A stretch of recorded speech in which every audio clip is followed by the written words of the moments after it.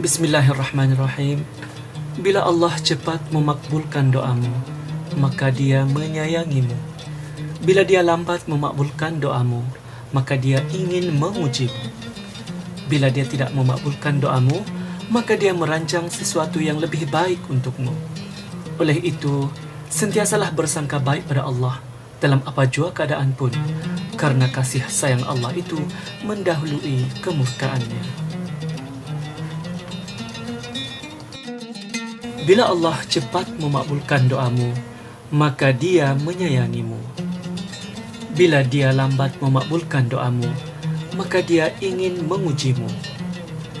Bila Dia tidak memakbulkan doamu, maka Dia merancang sesuatu yang lebih baik untukmu. Oleh itu, sentiasalah bersangka baik pada Allah dalam apa jua keadaan pun, karena kasih sayang Allah itu mendahului kemurkaannya.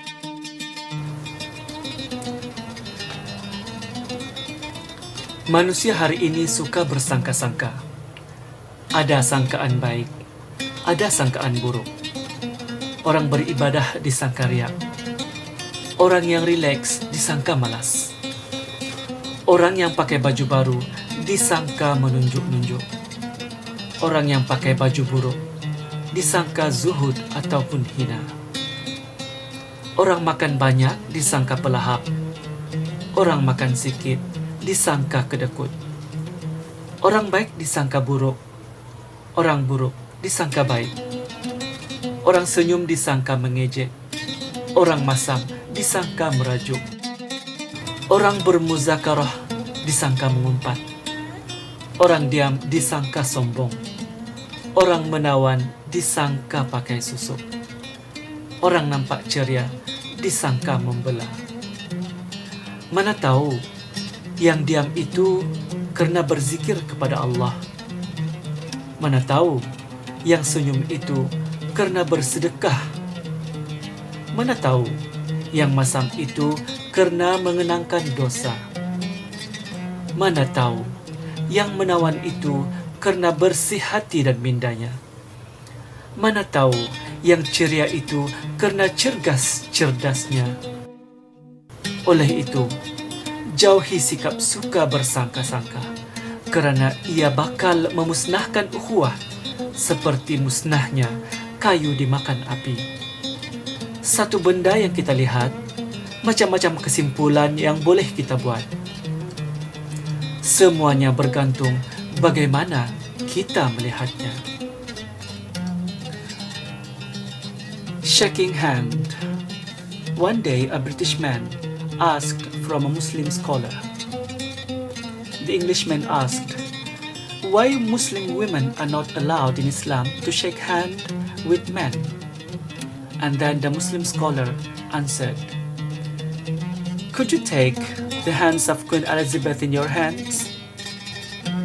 The Englishman said, of course not. Only certain people are allowed to shake hands with the Queen.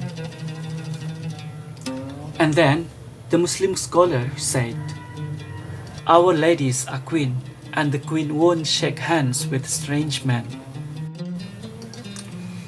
Rasulullah SAW bersabda, sesungguhnya seringan-ringan siksaan penghuni neraka pada hari kiamat ialah seseorang yang diletakkan di bawah dua telapak kakinya bara api neraka sehingga mendidih otak yang ada di kepalanya dari sebab panasnya bara api neraka tersebut. Dia mengira bahawa tidak ada orang lain yang lebih dahsyat siksaan daripadanya, padahal dialah orang yang paling ringan siksaannya. Hadis riwayat Bukhari dan Muslim. Tenanglah duhai hati. Setiap hari kita ketawa. Setiap hari kita jumpa kawan. Setiap hari kita dapat apa yang kita mahu. Tapi, kenapa hati kita tidak gembira?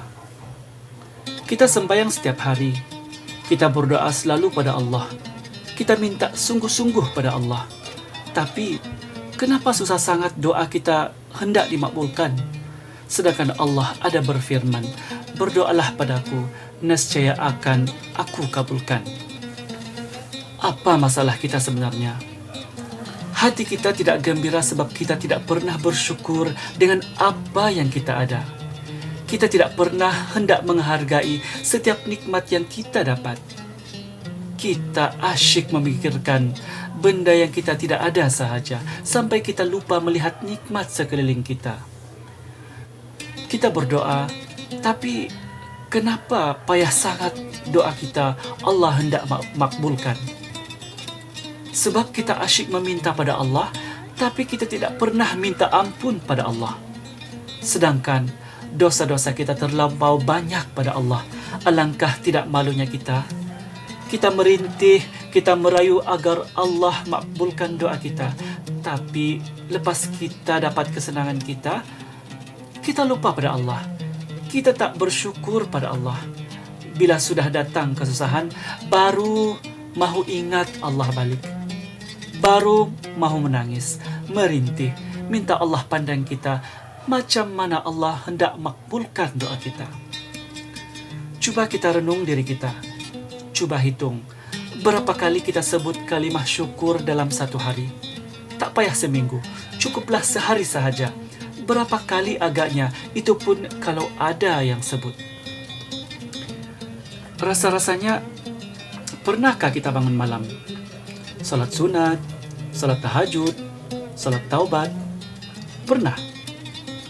Mungkin adalah kan, waktu zaman sekolah dulu-dulu. Itu pun lepas kena ketuk dengan warden, suruh bangun. Lepas tu, ada lagi kah? Mungkin ada time dekat-dekat mau exam. Waktu rasa macam susah saja mau lulus paper. Siap buat solat hajat lagi. Lepas tu, bila dapat result, pernahkah kita buat sujud syukur? Entahlah, macam ingat-ingat lupa. Mungkin ada yang langsung tidak pernah buat. Hari-hari kita buat baik, kita tolong orang, kita sedekah dekat orang, kita buat macam-macam kebaikan. Tapi kenapa kita tidak dapat hendak rasa kemanisan setiap perbuatan yang kita lakukan? Hati kita tetap juga tidak tenang. Kenapa ya? Sebab dalam hati kita tidak ada sifat ikhlas. Mulut cakap manis, hati kata lain. Jadi macam mana tu? Kita tolong orang sebab hendak harapkan balasan, hendakkan puji-pujian, hendakkan nama kita disebut-sebut. Kita riak dengan setiap kebaikan yang kita buat. Jadi, macam mana hati nak tenang? Bila dapat kejayaan, kita bangga dengan apa yang kita ada. Mulalah hendak menunjuk-nunjuk dekat orang, sampai lupa siapa sebenarnya yang bagi kejayaan itu dekat kita. Alangkah tidak malunya kita kan? Allah ciptakan kita sebagai khalifah di bumi ini. Kitalah sebaik-baik kejadian yang Allah pernah ciptakan, sehinggakan semua makhluk sujud pada bapa kita, yakni Nabi Adam alaihi salam, kecuali iblis la'natullah. Betapa Allah muliakan kejadian manusia, tapi kita sendiri tidak memelihara diri kita. Kita lupa tanggungjawab kita sebagai hamba. Kita lupa kepada yang mencipta diri kita. Bahkan kita alpa dengan nikmat yang ada. Nabi Muhammad SAW pada saat malaikat ingin mencabut nyawa baginda, baginda masih memikirkan umat-umatnya. Ummati, ummati. Sampai begitu sekali sayang Rasulullah kepada kita. Tapi kita lupa kepada baginda Rasul. Berat benar lidah kita hendak berselawat ke atas baginda. Jadi macam mana hati kita hendak tenang?